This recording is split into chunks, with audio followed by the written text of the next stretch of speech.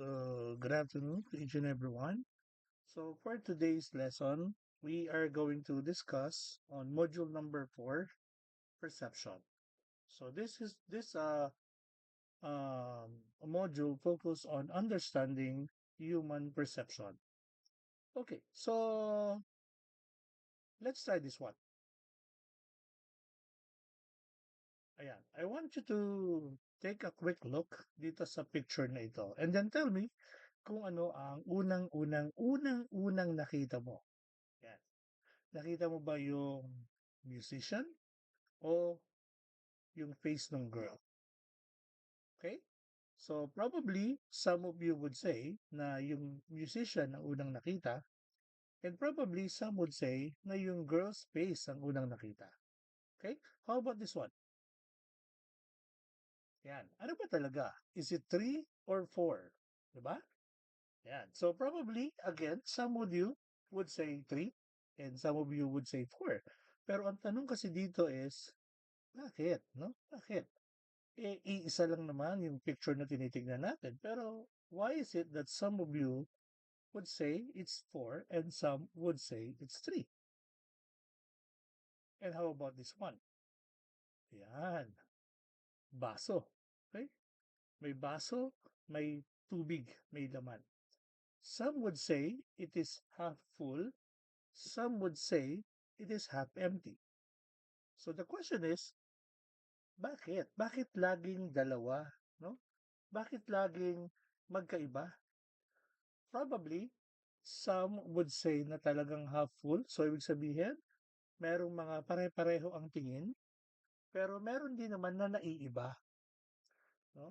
So, the answer to all of this, guys, ay dahil daw sa perception. Okay? So, magkakaiba daw kasi tayo ng perception. Ngayon, ano ba itong perception na sinasabi natin? So, they say that perception is the process of selecting, receiving, organizing, and interpreting information from the environment. So, ano ibig sabihin nito? No? Ibig sabihin, guys, perception have this so-called selection. Selection of what? No? Selection of information. So, our mind, no, our mind, they have the capacity to select information. So this is the reason guys kung bakit may mga informations na natatandaan nyo, meron namang mga nakakalimutan nyo. So bakit? In the process of perception, no, in the process of perception, selecting information is just the first pa lang. So second is receiving and then organizing. Now, pagdating dito sa organizing, our mind will arrange those informations in order. Okay? In order. Ngayon, nakadepende nga lang pala yan kung paano niya siyang ino-organize. Okay?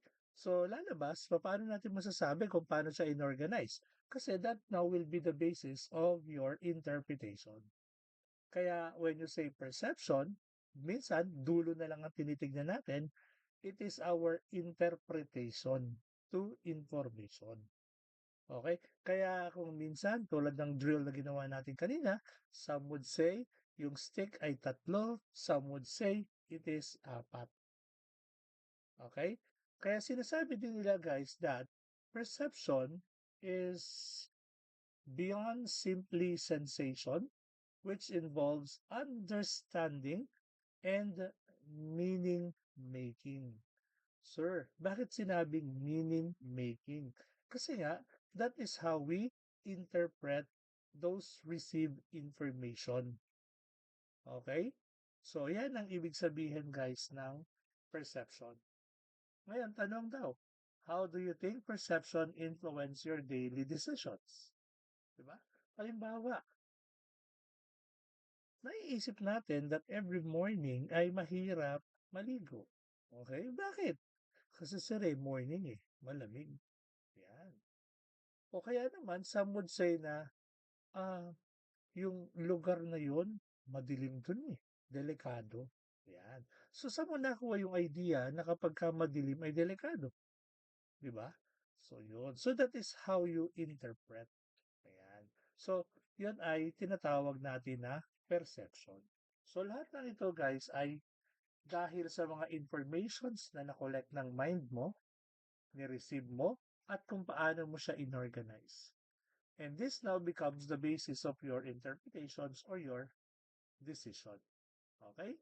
So that is what perception is. Ngayon, on a marketing's point of view, ayan, on a marketing's point of view, paano ba natin ito pwedeng gamitin? Ayan. So kung mapapansin nyo guys, ang mga advertisement, no? Ang mga advertisement, ito ay pagandahan, pabonggahan, no? Mas makulay, ayan, mas malaki, yun. So, ginagawa nila yan. Ngayon, sir, sa advertising lang ba? Hindi. Isama na natin halimbawa yung product. Bakit kailangan natin gawin na yung product ay very attractive? Di ba? Oo. Ah, sir, ito maganda. Ganda ng color. Di ba? Ang ganda ng size niya, oh. Ang ganda ng shape. Yun. So, ibig sabihin, nakakatulong to at nagiging favorable to us yung nagiging interpretation. So that's why nagkakaroon sila ng positive perception towards your product. Okay, tuloy natin. So what are the key components of perception? Yan. So sabi, the key components of perceptions involves multiple senses. Sir, anong ibig mong sabihin by that? No? Anong ibig mong sabihin by that? Ibig sabihin lang nito guys, ang perception can be intercepted or can be received through our multiple senses. Seeing, hearing, feeling, tasting, or smelling. Sir, ano ibig sabihin? For example, mukhang maganda. O, di ba? Seeing yun. Na-interpret mo kagad na maganda siya kasi nakita mo at pleasing sa mata. Di ba? May nadinig kang melody. Ayan. Ay, ang ganda naman ng melody. See? So, nagkakaroon ka kayo ng interpretation. Okay? Minsan nga may ganito pa eh. Ang ganda naman ng boses nung singer niya. Ang ganda siguro nun. O, di ba? Nagkakaroon ka kagad ng interpretation. Okay? Ay, Apple lang may gawa niya. Maganda yan. O, di ba? Pero hindi mo pa natatry. Okay, di ba? So, ay, hmm, gawang China yan eh. Meron ako nabili before from China. Ang pangit. Hindi maganda yung quality. See? Nagkakaroon ka kagad ng interpretation. Ayan. So, kaya sinasabi na ang perception, since ito ay nakabase nga sa information, we can use our senses, no, in receiving those informations. Okay? Kaya medyo marami-rami, no? Marami-rami yung mga panggagalingan nitong mga information sa ito. Okay? Sabi nga nila, seeing, hearing, feeling, tasting, and smelling. There is a study on these perceptual processes that shows that their functioning is affected by three variables, such as the object or the event being perceived, the environment in which the perception occurs, and the individual doing the perceiving. So imagine, meron pang ganun. Okay? Now, this perception combines with physiological processes or yung acting ng sensory input. So, ayan nga yun, yung lima. With psychological interpretation. Pero, this requires an active processing of informations in the brain. Okay, so ibig sabihin, nakadepende pa rin sa'yo yan. Kung ano ang iyong magiging perception. How you process it. Yung tatlong nabanggit ko kanina, yung object or the event being perceived, yung environment, saka yung individual, silang tatlo naman yung sinasabi natin na active, no, in the process.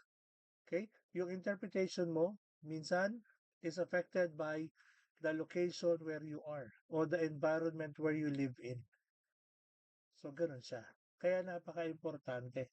Okay? So it's very important for us to interpret, very important for us to consider, no, even yung location or environment nung nag-i-interpret. Kasi the interpretation on received informations will be mainly uh, influenced by their environment. Okay? Okay, so ayan yan.